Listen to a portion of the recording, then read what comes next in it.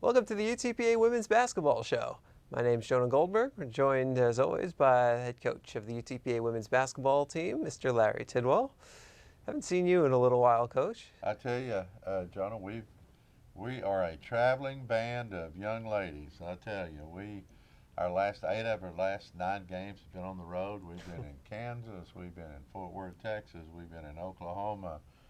We've been a little bit everywhere, up and down the road, and so we're back, and we're anxious to start our home season in the WAC. The very first game for the University of Texas Pan American Women's Basketball will be a home game against Grand Canyon State on January the 2nd, and that is an exciting time. We got through this tough non-conference schedule, and we're ready to get acclimated to all the teams in the WAC. And we have some exciting news about this game. It's going to be $1 admission in honor $1 admission. of the first game. Makes sense. One is one. One is one. Well, I tell you, I hope we have a big crowd. Something, as I study all the WAC notes that you send me, I do read those, okay? Oh, well, good. And we go to the attendance, and the UTA women's basketball is the leading in attendance for the WAC. Did you know that?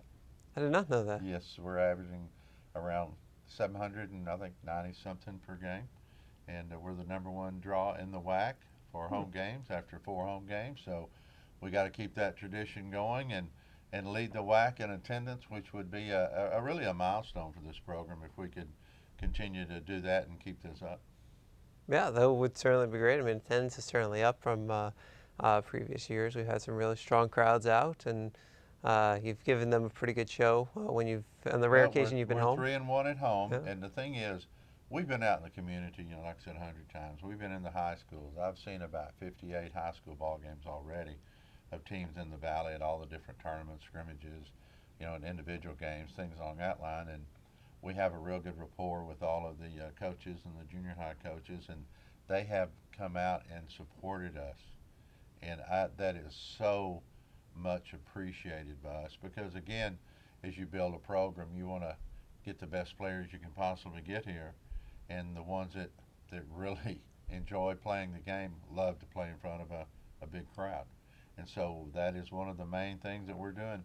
We want to continue to win, and we want to continue to play, for a WAC championship, but we do want to get people in the stands because that is a great key to turning this program around. Well, Coach, since the last time I spoke to you, you've been on the road.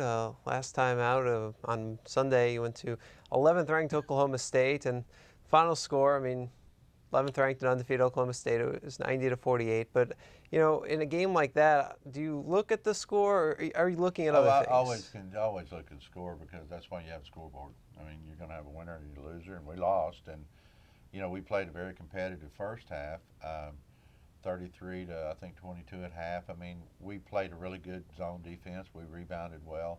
They came out the second half and they really blitzed us. They really hit some good shots and crashed the boards. We were about even on the boards at half, and as they totaled it out, they out-rebounded us by 28 in the course of the game. But, the thing that keeps rearing its head, that keeps hindering our pursuit of excellence is we've got to shoot the ball better. And the first half against Oklahoma State, we did not shoot the ball. We were 5 of 30 from the field. And we had shots. I've gone back and analyzed the tape 3 or 4 different times, and we're getting shots. We just got to have those players step up and knock some down. As I'm in here doing this show, we just came from a very good workout. I've got 3 players that are on the shelf right now. KK Boyd, my starting point guard. On the shelf is Shantae Goff. She's going to the doctor today to check on her knee. That's my starting 3. And also on the shelf today was Brittany Bush, my starting 5 player with reoccurring back problems. So she was on the shelf today. So we had 10 healthy bodies at practice, and you sort of wonder how it's going to take place, what's going to happen.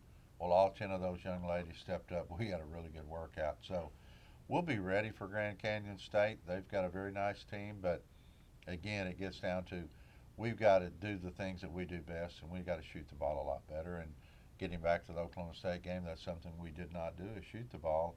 And if we shoot the ball well, we've got a pretty good chance of winning because We take care of the ball against Oklahoma State, only 12 turnovers against the number 11 ranked team in the nation, and they were all about pressuring and things along this line. We handled it well, um, but we just got to knock down some shots and grab a few more rebounds.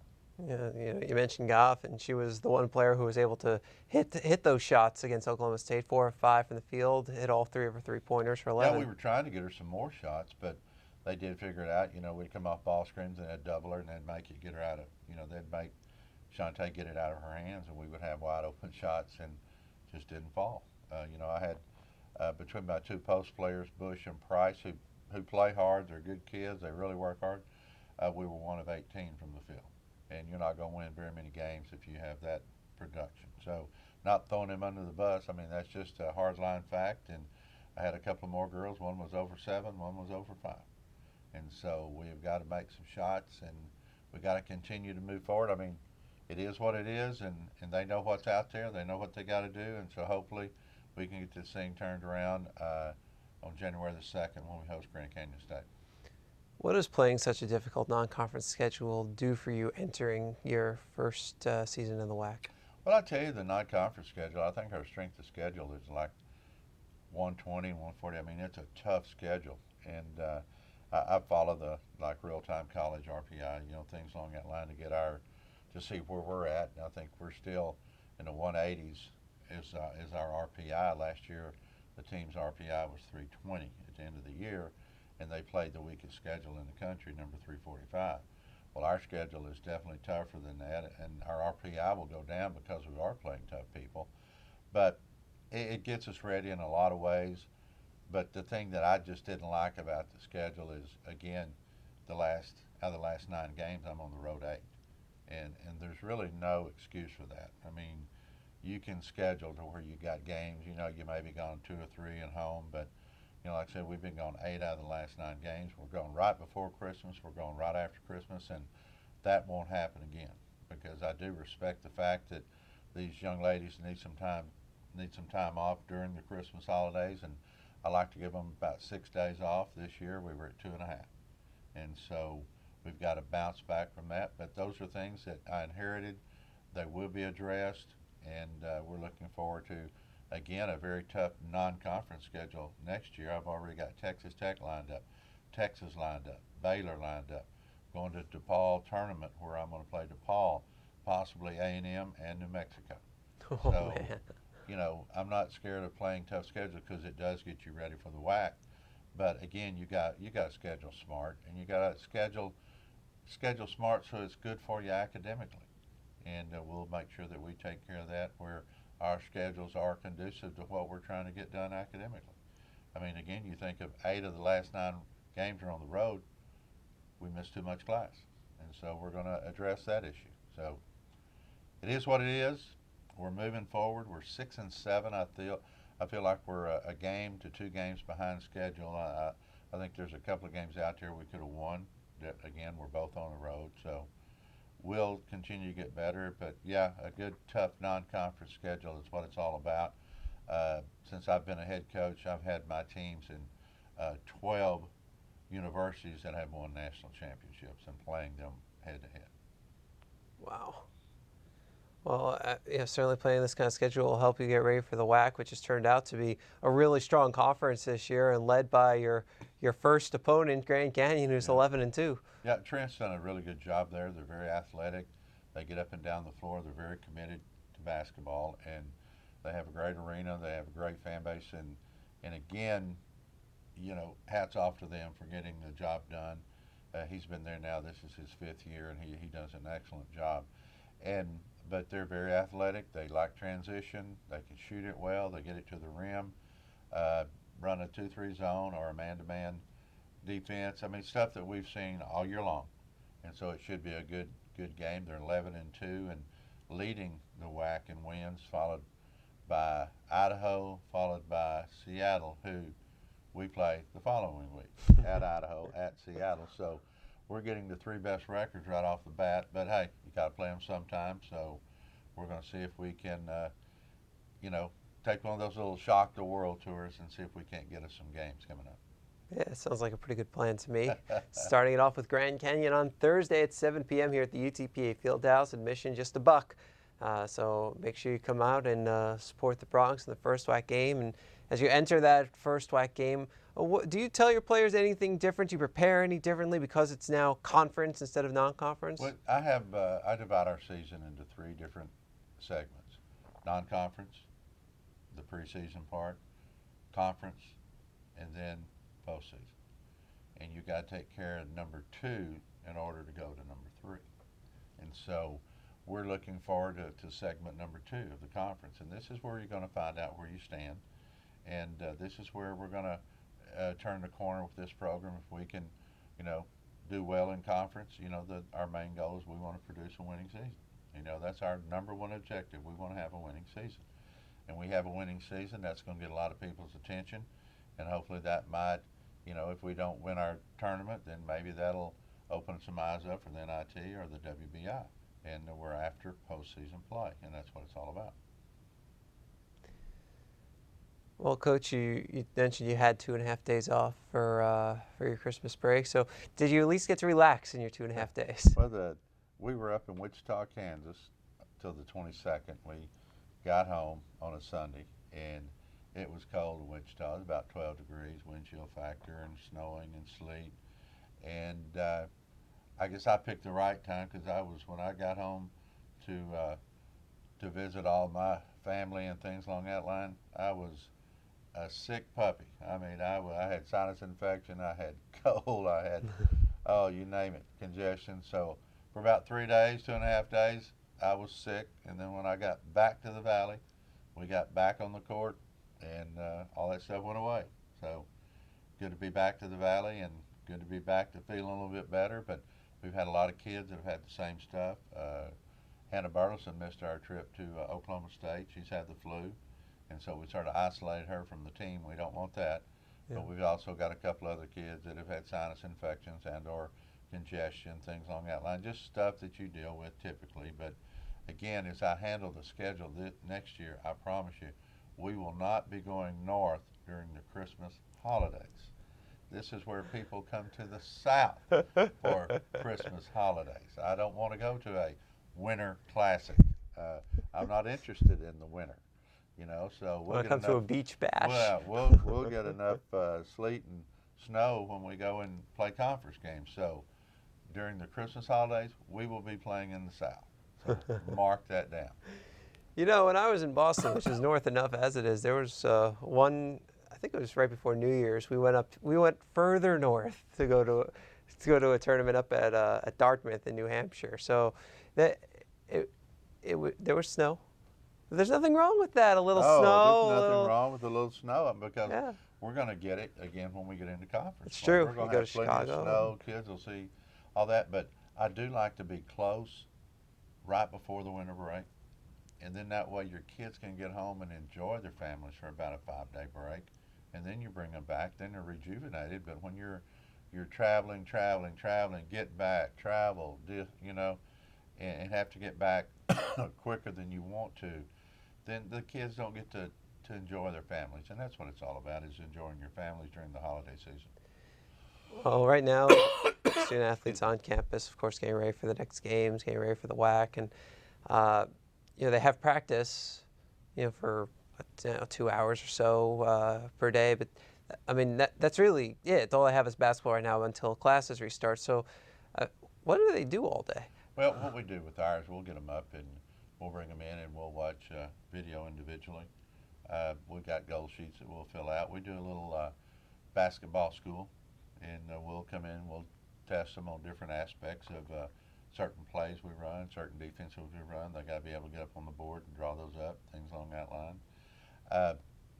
We like to do some team functions, like Coach Ishii is going to make his famous black-eyed peas and cornbread, Ooh. For New Year's Eve. And so we'll do that. We do a lot of team stuff, and Hannah coordinates that, and Anthony Anderson does a good job with that. But we like to do things to keep things popping and moving, and like during our workouts and everything, we have a lot of music, as you well know, down the hallway. You can hear it. Yeah. We jam a little bit, but you got to have a little fun too. We have a lot of different contests during practice, and it's a learning experience, but also it's an experience where the kids got to have a good time and be competitive, and it we keep them moving. We don't let them lay around, and they always got time to shop. So everybody's up shopping, shop till they drop. So they get that stipend for Christmas money. So they're going to spend it. It's not going to be sitting in their pockets or their purse very long. You talk about the music you have out there. You've got the best of the 80s, the 90s, the 2000s, and today. But the one thing that I don't seem to notice a lot of is Billy Joel. And I'm just kind of wondering why Billy there's this Joel's bias. Billy Joel. You gotta admire Billy Joel because one, he overachieved in his marriage. I mean, man, you gotta admire him for that. Great singer, but hey, I'm a Milli Vanilli fan, so we gotta have a little excuse me, I can't say it, Milli Vanilli out there. But I'm all about Step Up the Streets 1, 2, and 3. I got all that music to that. So, but it's all clean music. That's good. I don't have any of the good stuff, but uh, I like Katy Perry, Roar. I mean, I like very motivational music. Living in Hall of Fame by the Script. I mean, things that do get you going. Eminem, Till I Collapse, the clean version, and Nelly, Heart of a Champion, all the clean version. And I like for things to be upbeat at practice, and it does change a mood. I mean, you gotta come, like say when they're in class, they come in all day, they have to sit in class, be quiet, don't do this, don't do that. Well, when we get out here, crank it up a little bit, let them have a little fun, and get them into a rhythm. And I thought it would help our shooting, but right now I don't know. I may have to go to some other music to get better results for our shooting. But I always tell them this: hey, if you don't shoot better, I'm gonna play country and western the whole workout. So that gets their attention. Of course, I like country and western, but they respond to the music. And like I said, I have a good group of young ladies. I really do. I love my team. We just got to get some things completed when we get on the floor, and we got a task at hand. We got to get it done. But I like what they've done. I like what they've done in community. We came out. We had a 2.8 GPA, which I want to get higher, but still, we took a lot of tough classes. So I admire them for that, and we're going to continue to get better in every aspect. All right. Well, that sounds like a pretty good plan. Pretty good plan. Well, we got to get ready for the WAC, and we hope everybody comes out and watches the initial WAC game for University of Texas Pan American women's basketball, and eventually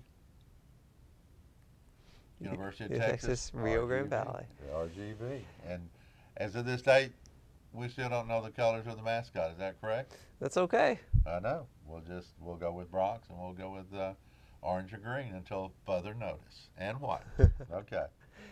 Well, the Bronx in the green, white, and orange take on Grand Canyon on Thursday at 7 o'clock. If you're in the Rio Grande Valley, we expect you out here at the UTPA Fieldhouse. Doors open at 6, and all tickets are just $1 in honor of our first WAC game. If you're not in the Valley, hey, that's okay. We've got you covered. 956sports.com. We have a live broadcast, and you can watch it with pregame coverage starting at 6:45 p.m. Well, I like it, and like we always say when we end, hey, UT Pan Am women's basketball. We're gonna fight. We're gonna fight you until hell freezes over, and then Jonah, then we're gonna fight you on the ice. Well, if you find some ice down here, you let me know. I know, pretty chilly. But hey, we appreciate all you do, and go Bronx. He's Coach Tidwell. I'm Jonah Goldberg. We'll see you back here next week on 956sports.com.